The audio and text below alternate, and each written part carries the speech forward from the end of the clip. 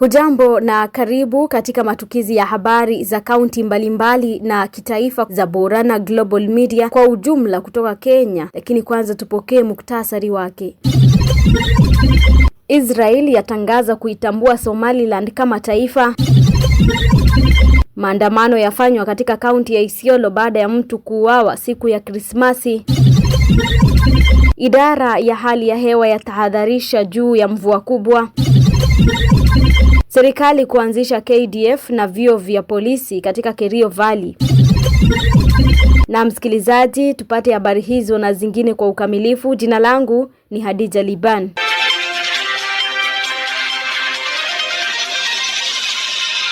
Biashara ilisimama huku wenyeji wakifunga barabara kuu zinazounganisha vijiji vya Kambi ya Juu na Kulamawe hadi mji wa Isiolo kupinga kupigwa risasi kwa kijana mwenye umri wa miaka 23 katika eneo hilo. Inadaiwa kuwa Isaac Muthethia alipigwa risasi na mtu asiyejulikana akiwa nje ya eneo la burudani Kambi ya Juu na kumuua papo hapo. Wizi kama huo wa kutumia silaha ulikuwa umekithiri katika eneo hilo na wenyeji wanataka hatua za haraka kutoka kwa polisi wa eneo hilo na kuhakikisha usalama wao.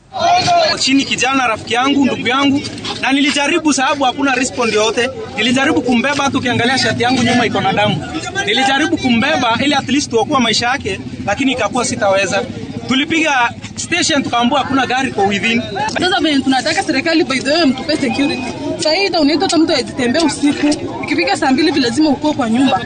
Ukitembea masaa mengine hapa utapigwa, utaporwa, mwisho wanakumada tu. Maskari wetu ndio wanataka kujua kazi gani wanafanya. Hayo yakijiri ni kwamba idara ya utabiri wa hali ya hewa ya Kenya imetoa onyo la kunyesha kwa mvua kubwa katika maeneo kadhaa ya nchi, huku mvua ikianza Ijumaa na inatarajiwa kuzidi mwishoni mwa juma. Idara ya utabiri wa hali ya hewa imeonya kuwa mvua hizo zinaweza kusababisha mafuriko kwa wastani hadi juu, haswa katika maeneo ya mabondeni na karibu na mto. Kaunti zinazotarajiwa kuathirika ni pamoja na Migori, Homa Bay, Kisii, Narok, Kajiado, Makueni, Machakos, Nairobi, Kericho, Bomet, maeneo ya kusini mwa Kitui pamoja na Taita Taveta na Kwale. Wakazi katika maeneo yaliyoathiriwa wanaombwa kuwa waangalifu, kuepuka kuvuka barabara na mito iliyofurika na kufuata mwongozo kutoka kwa mamlaka na timu za kukabiliana na dharura. Mvua hiyo kubwa inatarajiwa kupungua kufikia Jumatatu. Na kwingineko ni kwamba Israeli imekuwa nchi ya kwanza kuitambua rasmi Somaliland kama taifa huru na linalojitawala, hatua ambayo inaweza kubadilisha mienendo ya kisiasa katika pembe ya Afrika. Waziri Mkuu wa Israel Benjamin Netanyahu alisema Israel itafuata mara moja ushirikiano na Somaliland katika maeneo kama vile kilimo, afya, teknolojia na uchumi. Somalia hata hivyo imelaani vikali hatua hiyo na kuitaja kuwa ni ukiukaji usio halali wa mamlaka yake na uadilifu wa eneo. Misri pamoja na Somalia, Uturuki na Djibouti pia zilikosoa uamuzi wa Israel na kuonya kuwa unaweza kutishia utulivu wa kikanda. Umoja wa Afrika ulikataa kutambuliwa kwa Somaliland na kudhibitisha kuunga mkono umoja wa Somalia. Somaliland imekuwa ikifanya kazi kama eneo linalojitawala tangu mwaka 1991, lakini haijatambuliwa hapo awali na nchi yoyote.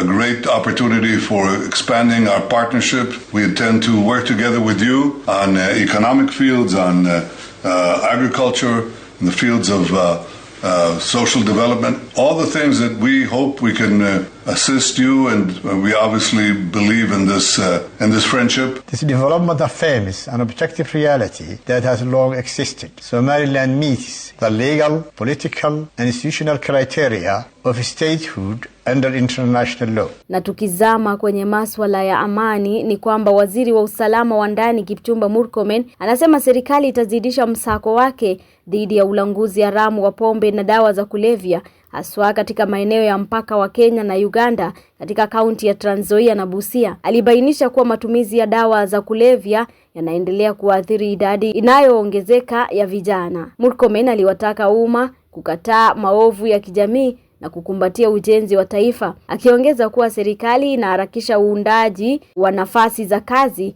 kupitia programu za kuwawezesha vijana ili kukuza maendeleo ya kitaifa. Alizungumza alipokuwa akihudhuria fainali za Masengeli Cup 2025 huko Saboti, kaunti ya Trans Nzoia. Shida kubwa hapa Trans Nzoia ni mambo ya mihadarati na pombe haramu. Na tumekubaliana kwamba tunaweka bidii. Tuko na shida kidogo kwa sababu Trans Nzoia ni border county, Bungoma ikielekea Busia na kwenda huko West Pokot. Hiyo porous borders ndio wakora wanatumia kuleta pombe haramu ambayo inaumiza vijana wetu. Lakini mwaka ujao tutaendelea na ile tulisema crackdown, kuhakikisha kwamba tumepambana na wale aswa mabwenyenyi ambao wanatumia pesa zao kuumiza vijana katika taifa letu. Na nikitamatisha ni kwamba waziri wa mambo ya ndani Kipchumba Murkomen anasema serikali imeanzisha mchakato wa kujenga vyuo vya polisi wa kitaifa na jeshi la ulinzi la Kenya katika bonde la Kerio ili kuimarisha usalama katika eneo hilo. Akizungumza akiwa Embo Boot huko Elgeyo Marakwet wakati wa sherehe za siku ya ndondi na maelfu ya wenyeji, Murkomen alishukuru jamii inayozunguka Kerio Valley kwa kukubali kufanya kazi kwa karibu na serikali ili kukabiliana na changamoto za ukosefu wa usalama. Pia alitoa wito kwa wakazi kuungana mkono katika kulinda msitu wa Embo Boot kama moja ya maeneo ya vyanzo vya maji nchini. Sasa hapa tulitoa bunduki karibu 400. Huko Baringo, Tiatich na sehemu za Baringo wametoa 535. West Pokot wamefikia, hatujawafikia zaidi lakini wamefika 100. Tunasonga nyinyi mtaona habari by mwezi wa 6 next year. Bunduki yenye itatoka Kerio Valley hata itashtua nyinyi kwa sababu hamkuwa mnajua bunduki iko kiasi hiyo. So tunasonga tunaenda mahali inaitwa huko nini Pokot Central, tunaingia Kainuk, tunasukuma, tutaosha Kenya mpaka hii Kenya itakuwa ni Kenya yenye iko na maendeleo, sio mambo yenye bunduki inaweza kuishi.